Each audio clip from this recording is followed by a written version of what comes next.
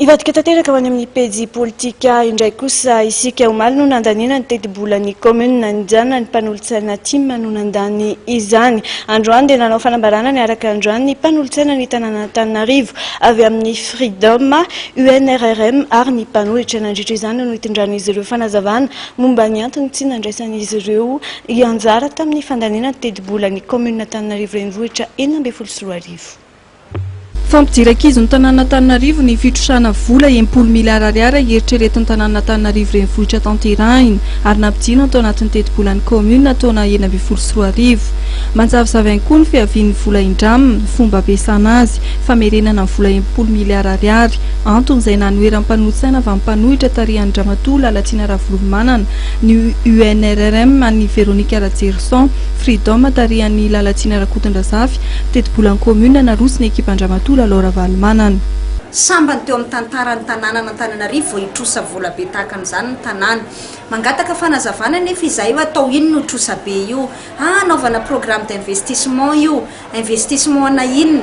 Miady efitra izahay, miady efa mampiakapeo herinandro maninjihinjy zay vao nomena ohatran'ny document kely zay hoe reto daholo ny ampiasaina an'ilay trosa 10 miliara. Le document nefa tsy misy fanazavana mihitsy fa dia hoe investissement fanamboarana bâtiment, réseau d'assainissement sy ny sisa 10 miliara ariary, 10 miliara ariary, 10 miliara ariary mandrapatapitra le 10 miliara ariary.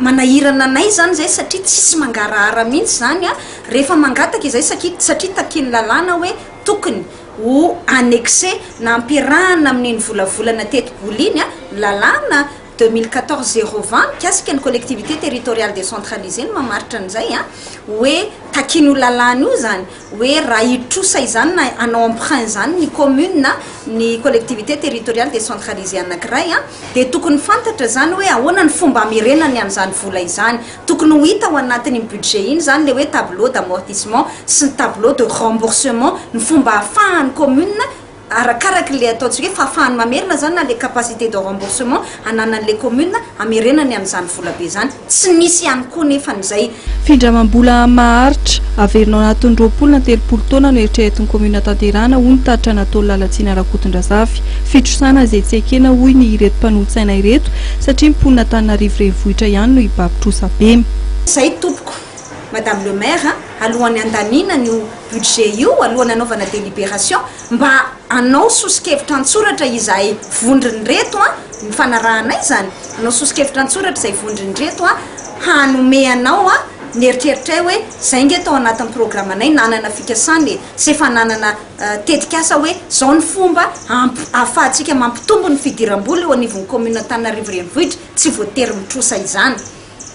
Nanaiky lehibe ny tanàna fa voalasa lehibe ny tanàna tonga dia miazakazaka le mpanolotsaina ny tanàna hoe atao ny délibération zay nge hoy izahay zay nge vao nangataka tamin'ny Madame le maire teo hoe aleo mba anao sosikevitra antsoratra aloha izahay hoe reto ny fomba ampidirana vola eo anivon'ny commune na élargissement na assiette fiscale fampitombona ny vola tokony ankanahitra na ny fanatsarana ny taux de recouvrement satria ambany be nge ny taux de recouvrement eo anivon'ny commune io zany hoe ny vola efa eo aza vola efa tokony hiditra amin'ny commune aza zara raha miditra dia tsy aleo ve aloha mba atao zay mampitombo an'ireo vola miditra ireo zay vao mitaky vola hafa ny amin'ny vahoaka zay vao mitrosa vola. Tsy nenony zany rehetrarehetra fa dia natao bonitony fotsiny le izy jadony maro anisa hoe tsy maintsy laninay ty. Manoloana ny tsy fanaran-dalàna tamin'ny fandaninan'ny teti-bolan'ny tanàna Antananarivo laza ny mpanolotsain'ny tanàna Antananarivo avy amin'ny Freedom, UNRRM ary mpanohitra fa hitondra fitarainana eo anivon'ny préfecture de police ary teto boriboritany enina anao tatitra amin'ny vahoaka Antananarivo mikasika ny teti-bolan'ny commune Antananarivo renivohitra.